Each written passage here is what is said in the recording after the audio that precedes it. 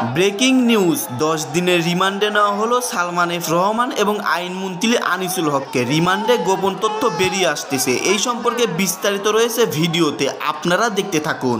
শেখ হাসিনার সাবেক উপদেষ্টা সালমান এফ রহমান ও সাবেক আইনমন্ত্রী আনিসুল হককে 10 দিনের রিমান্ড দিয়েছেন আদালত। এই বিষয়ে কথা বলছেন আইনজীবী, সরাসরি যাচ্ছে সেখানে। বিচার করে 10 দিন মঞ্জুর করেছে। কেন মঞ্জুর করেছে? এরা ছাত্র জনতা। প্রসিকিউশনের পক্ষ থেকে এই আসামিদেরকে 10 দিনের রিমান্ডের প্রার্থনা করা হয়। আসসালামু আলাইকুম সম্মানিত দর্শক শ্রোতা, এই মাত্র পাওয়া গরম খবর, সালমান এফ রহমান এবং আইনমন্ত্রী আনিসুল হককে 10 দিনের রিমান্ডে নেওয়া হয়েছে। তাদেরকে হত্যার মামলায় তাদেরকে আজকে গ্রেপ্তার করে আদালতে তুলেছিল। তাদেরকে আদালতে তোলার পর 10 দিনের রিমান্ড মঞ্জুর করেছে আদালত। তাদেরকে এখন 10 দিনের রিমান্ডে নেওয়া হচ্ছে। সম্মানিত দর্শক শ্রোতা, আওয়ামী লীগের কোনো নেতা আর ছাড় পাবে না, তাদেরকে একের পর এক এখন রিমান্ডে নিয়ে জিজ্ঞাসাবাদ করা হবে। এই তো শুরু, 10 দিনের রিমান্ড মঞ্জুর করলো আদালত আনিসুল হক এবং সালমান এফ রহমান, খুবই প্রভাবশালী ব্যক্তিদের। যাই হোক, এই সম্পর্কে বিস্তারিত একটি ভিডিও রয়েছে, আদালতে তাদেরকে কিভাবে তোলা হলো এবং আদালত প্রাঙ্গণে তাদের সঙ্গে কি কি হলো। বেশি কথা না বেরিয়ে চলুন আমরা ভিডিওতে চলে যাই, আপনারা মনোযোগ সহকারে ভিডিওটি দেখতে থাকুন। সাবেক আইনমন্ত্রী আনিসুল হক, আমরা দেখছি যে তৎপরতা শুরু হয়েছে তাদেরকে গারদ থেকে এজলাসে আনার। শত বিএনপিপন্থী আইনজীবী বা শত মানুষ এখানে জড়ো হয়ে গেছেন তাদেরকে সামাল দিতে। পুলিশের ব্যাপক প্রস্তুতি, সেনাবাহিনীর ব্যাপক প্রস্তুতি। আমরা দেখছি যে মাথায় হেলমেট এবং গায়ে বুলেটপ্রুফ জ্যাকেট পরা ব্যাপক পুলিশ সদস্য তাদেরকে কর্ডন করে আছে, আসামিদেরকে কর্ডন করে আছে এবং 2 আসামিকে এখান থেকে গারদ থেকে বের করে নিয়ে আসা হচ্ছে। তীব্র ভিড় ঠেলে 2 আসামি এদিকে আদালতের দিকে এগিয়ে আসছেন। আমরা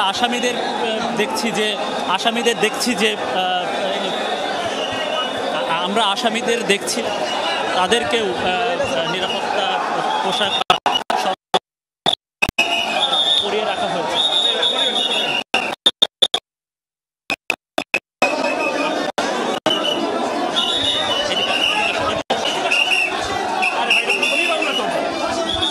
আমরা সরাসরি দেখতে পাচ্ছি সাবেক আইনমন্ত্রী আনিসুল হক এবং শেখ হাসিনা সাবেক উপদেষ্টা সালমান এফ রহমানকে বের করা হয়েছে গাড়ি থেকে। এই মুহূর্তে আদালতের ভেতরে তাদেরকে নিয়ে যাওয়া হচ্ছে। আমাদের সহকর্মী মনিরুল ইসলাম সেই চিত্রই আমাদেরকে দেখাচ্ছে। প্রচুর মানুষের ভিড়, প্রচুর গণমাধ্যম কর্মী সেখানে উপস্থিত আছেন। কড়া নিরাপত্তার মাধ্যমেই দেখতে পাচ্ছি তাদেরকে নিয়ে যাওয়া হয়েছে। মাত্রই সিএমএম কোর্টের যেই গেট সেটি আটকে দেওয়া হয়েছে। মনির, আপনি তো আছেন সেখানে, আমাদেরকে একটু জানান সেখানকার কি পরিস্থিতি। মাত্রই তো তাদেরকে বের করা হলো গাড়ি থেকে।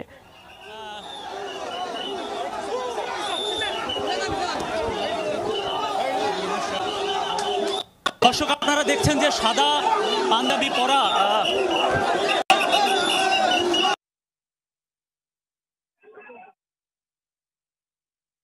মাত্রই আদালতের ভেতরে প্রবেশ করানো হয়েছে এবং কড়া নিরাপত্তায় সেখানে প্রবেশ করা হয়েছে। মাথায় হেলমেটও ছিল তাদের এবং গেটটি মাত্র দেখলাম আমরা আদালত প্রাঙ্গণে যে গেটটি সেটি বন্ধ করে দেওয়া হয়েছে। প্রচুর মানুষ ভিড় ঠেলে ভিতরে ঢুকবার চেষ্টা করছে। আশিক, আপনি তো সেখানেই আছেন, একটু জানান কি অবস্থা সেখানে। মাত্রই দেখলাম কোর্টের ভেতরে তাদেরকে প্রবেশ করানো হয়েছে এবং আদালতের নিচে যে গেটটি ছিল সেটি বন্ধ করা হয়েছে। বিক্ষোভ করছে বাইরে দাঁড়িয়ে মানুষ, রীতিমতো প্রচণ্ড ক্ষিপ্ত হয়ে আছেন তারা, দেখতে পাচ্ছিলাম। কড়া নিরাপত্তাই তো তাদেরকে ঢুকানো হয়েছে। নিশ্চয়ই কিছুক্ষণের মধ্যেই যেই রিমান্ড শুনানি সেটি শুরু হবে।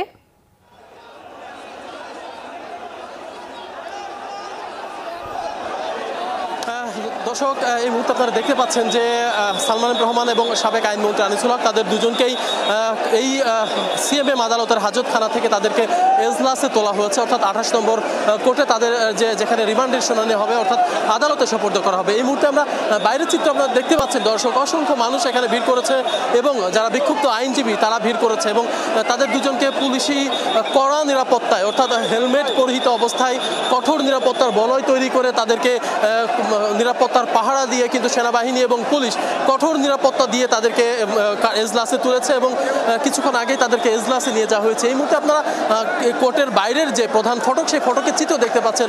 অসংখ্য মানুষ এখানে কিন্তু জড়ো হয়েছে এবং তারা কিন্তু সালমান এফ রহমান এবং আনিসুল হকের বিরুদ্ধে নানান ধরনের স্লোগান দিচ্ছে এবং বিক্ষোভ করছে। সবাই কিন্তু ক্ষুব্ধ যে বাংলাদেশের অর্থনীতি ধ্বংস করার পেছনে সালমান এফ রহমানের হাত রয়েছে, আইনের শাসনটাকে নষ্ট করার পেছনে আনিসুল হকের রিমান্ডের হাত রয়েছে। সে কারণে কিন্তু আইনজীবীরা যেমন বিক্ষুব্ধ হয়ে উঠেছে এবং এর বাইরেও সাধারণ মানুষ যারা রয়েছেন তারাও কিন্তু বিক্ষুব্ধ হয়ে রয়েছেন, কারণ দেশের অর্থনীতি ধ্বংস হওয়ার পেছনে সবাই বলছেন যে সালমানের রহমানের হাত রয়েছে, শেয়ার কেলেঙ্কারিতে সালমানের রহমানের হাত রয়েছে, আর্থিক খাতের দুর্নীতিতে তার হাত রয়েছে, ব্যাংকের ঋণ খেলাপিতে কোটি কোটি টাকা ঋণ খেলাপিতে সালমানের রহমানের হাত রয়েছে। সে কারণে মানুষের মাঝে কিন্তু এই বিক্ষোভ আমরা দেখতে পাচ্ছি। নিকট ভবিষ্যতে কোনো আসামির প্রতি মানুষের এই ধরনের ক্ষোভ, এই ধরনের বিক্ষুব্ধ অবস্থা কিন্তু আমরা নিকট ভবিষ্যতে দেখিনি। অসংখ্য আসামি গ্রেপ্তার করে আনা হয়েছে আদালতে, তাদের বিচার হয়েছে, কিন্তু এই পরিস্থিতি আসলে আমরা এর আগে কিন্তু সচরাচর দেখিনি।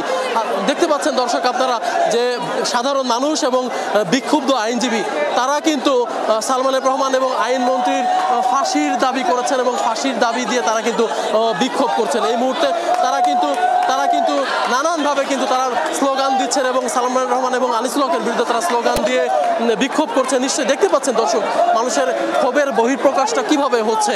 আমরা দেখেছি যখন আনিসুল হক এবং সালমানের বহনকারী পুলিশের পাহারার যে গাড়িটি যখন আদালত চত্বরে প্রবেশ করে তখন কিন্তু প্রিজন ভ্যানে কিন্তু ডিম নিক্ষেপ করা হয়েছে এবং এর বাইরেও যখন তাদেরকে কড়া পাহারা দিয়ে পুলিশের নিরাপত্তায় হেলমেট পরিহিত অবস্থায়, পুলিশের ভেস্ট এবং হেলমেট পরিহিত অবস্থায় তাদের দুজনকে যখন আদালতে তোলা হচ্ছিল তখনও কিন্তু উপর থেকে আমরা দেখেছি তাদের উপর ডিম নিক্ষেপ করা হয়েছে। তো এই হচ্ছে আসলে মানুষের ক্ষোভের বহিঃপ্রকাশ। আপনারা দেখতে পাচ্ছেন দর্শক নিশ্চয়ই যে আইনজীবীরা আদালত প্রাঙ্গণের বাইরে অর্থাৎ আদালতের সিএমএম আদালতের প্রধান ফটকে আইনজীবীরা অবস্থান নিয়েছে এবং তারা কিন্তু তাদের কঠোর শাস্তির দাবিতে বিক্ষোভ করছে। তো আসলে একটু বলতে চাই দর্শক, গতকাল যখন তাদেরকে গ্রেপ্তার করা হয় সদরঘাট থেকে, অর্থাৎ নৌকায় চড়ে তারা নৌকায় করে পালিয়ে যেতে চেয়েছিল এমন একটি গোয়েন্দা তথ্যের ভিত্তিতে তাদেরকে সদরঘাট থেকে পুলিশ সদস্যরা গ্রেপ্তার করে তাদেরকে ডিবি হেফাজতে রাখা হয় এবং নিউ মার্কেট থানার যে মামলায় তাদেরকে আসলে গ্রেপ্তার দেখানো হয়েছে সেই মামলায় তাদের দুজনেরই 10 দিন করে রিমান্ডের আবেদন করা হয়েছে এবং কিছুক্ষণের মধ্যেই হয়তো এজলাসে যেহেতু আসামিদের তোলা হয়েছে কিছুক্ষণের মধ্যেই এই মামলার তাদের রিমান্ডের শুনানি হবে উভয় পক্ষের এবং আদালত যদি তাদের রিমান্ড মঞ্জুর করেন সেক্ষেত্রে তাদেরকে আবারও কিন্তু দুজনকে ডিবি হেফাজতে যেতে হবে, অর্থাৎ ডিবি কার্যালয়ে তাদেরকে তখন জিজ্ঞাসাবাদ করা হবে। অর্থাৎ তাদেরকে যেহেতু নিউ মার্কেট থানার দুটি হত্যা মামলায় তাদেরকে গ্রেপ্তার দেখানো হয়েছে, স্বাভাবিকভাবেই তাদেরকে জিজ্ঞাসাবাদ করা হবে কারা এই ঘটনায় জড়িত, তারা কিভাবে মদত দিয়েছিল, সেই বিষয়গুলো আসলে খতিয়ে দেখার বিষয় রয়েছে। সেই কারণেই কিন্তু তাদেরকে রিমান্ডের আবেদন করেছে পুলিশ সদস্যরা এবং এই মামলাটি ইতিমধ্যে আমরা জেনেছি ডিবি পুলিশের কাছে হস্তান্তর করা হয়েছে, অর্থাৎ মামলার তদন্তভার কিন্তু ডিবি পুলিশের কাছে এসেছেন এবং ডিবি পুলিশের সদস্যরাই কিন্তু এখন এই মামলাটি তদন্ত করবেন এবং আনিসুল হক এবং সালমানের রহমানকে কিন্তু তারাই মূলত জিজ্ঞাসাবাদ করবেন। দর্শক আপনারা দেখতে পাচ্ছেন যে সিএমএম কোর্টের বাইরে অর্থাৎ প্রধান ফটকে আইনজীবীরা, বিশেষ করে তরুণ আইনজীবীরা, তারা কিন্তু আনিসুল হক এবং সালমানের রহমানের বিরুদ্ধে নানান ধরনের স্লোগান দিচ্ছে, তাদের শাস্তির দাবি করছেন এবং তাদেরকে কঠোর শাস্তির জন্য নিশ্চিত করা হয় সেটি কিন্তু দাবি করছেন এবং তারা কিন্তু বলছেন যে যারা এই দেশের অর্থনীতি ধ্বংস করছে, তারা যারা দেশের আইনি যে বিষয়গুলো অর্থাৎ আইনের শাসন নষ্ট করেছে তাদের কঠোর শাস্তি ও ফাঁসির দাবিতে কিন্তু তারা এক মুহূর্তে বিক্ষোভ চালিয়ে যাচ্ছে। দর্শক হয়তো আরেকটু পরে যখন আদালতের রায় হবে অর্থাৎ আদালত যদি